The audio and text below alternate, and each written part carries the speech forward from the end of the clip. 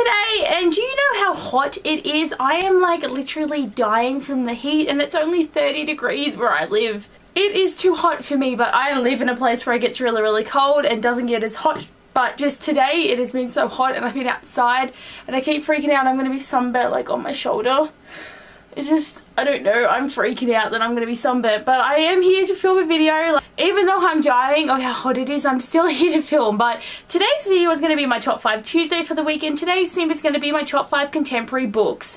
And I gotta say, I can't actually remember if I've done this theme, and I have to admit, I'm too lazy to look at my playlist to see. But I gotta say, if I can't remember, or if I'm not really sure, it's probably been a while. So I'm feeling like this list will be different because I've read new books and everything, but I'm really excited to get into it. So number 5 on my list is Amy and Roger's Epic Detour by Morgan Manson. I loved this book so much, and just for the fact too that I had been wanting to buy this book for like the longest time, and then I finally did and I read it, and it was just so good. I really like Morgan Manson, and I've recently bought 2 more of her books, and I have 1 more to buy, and then I'll have all 4 of her like major books that are out. But I'm really excited for those because this book was so good, and just the way it was written, and how like, if you see, like, it's got things like receipts and, oh, here's a good one when I find the page. Like, it's got playlists and photos, just like, as well as the different texts and stuff. It's just got so much going on. But I really liked Amy and Roger. They were great characters, and I really like delved into them as people and how different they are and things that they're going through. Like, it was just a really good book of getting over grief as well. Like, even though grief is a big part of this book, but it isn't like the biggest part, but it was still done really, really well. Number 4 on my list is The Distance Between Us by Casey West, and I probably mention this every time there's something about contemporary book, because I loved it so much.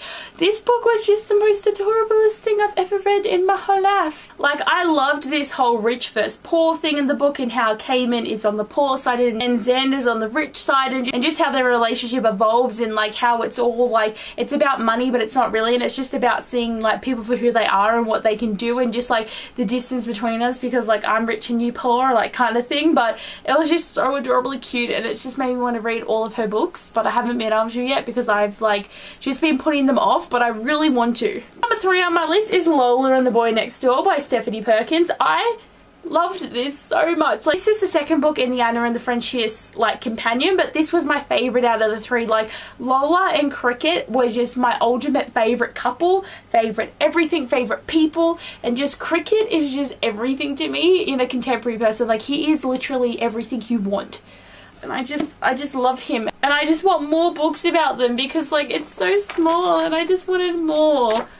I should just reread this so I can like have the love of this book again, but I really loved it. The characters are great, and just how different this book is, like, just, oh my god, I loved it so much. Number 2 on my list is Losing It by Cora Carmack. This is one I've recently read, and it was the best thing ever. Like, it's only 250 pages, but it just had everything I wanted. And just saying, one of my favorite contemporary like tropes is the teacher-student relationship. Like, I know it's bad, but it's just, I'm here for it and I love it, and it's just the whole forbiddenness of it just is like, so I really loved it in this book, and the characters were so good and everything was amazing, and I can't wait to read Faking It, which is like the companion novel to this, because there's 3, same thing with like Anna and the French Kids, how you got the 3 different books with 3 different characters and it all intertwines. But like, I'm really excited for this because I think it's going to be really, really good, and I can't wait.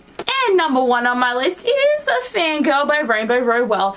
This book is number 1 because I can relate to it so much, like seriously so much. Like, everything that happens in this book is so, like, I don't, just the fact that like Kath cannot stand being around people, that she gets scared about everything and just doesn't want to go to new school. Like, I've started new schools, I've done all that. It's been very scary, very hard to get through, and just making new friends and discovering who you are as a person, and just the way that she just has such social anxiety. Like, I have, like, there's, you know how you get this list where it's like, if you do these things you have social anxiety, or it's like, even though it's not completely, it's just stuff like if you always recount your change, if you never look anyone in the eye, you just, whenever you're in a crowd, you don't want to look and you try and like hide. Like, I kind of do that. Like, again, as I always say, like, I can always be like on the camera, but it's just because I'm talking to a camera, there's no one else here. Like, if someone was watching one of my videos in front of me while I'm there, I just start freaking out. Like, internally I'm just like, oh my god, it's so bad. But just this book just had so many themes of things that just were me.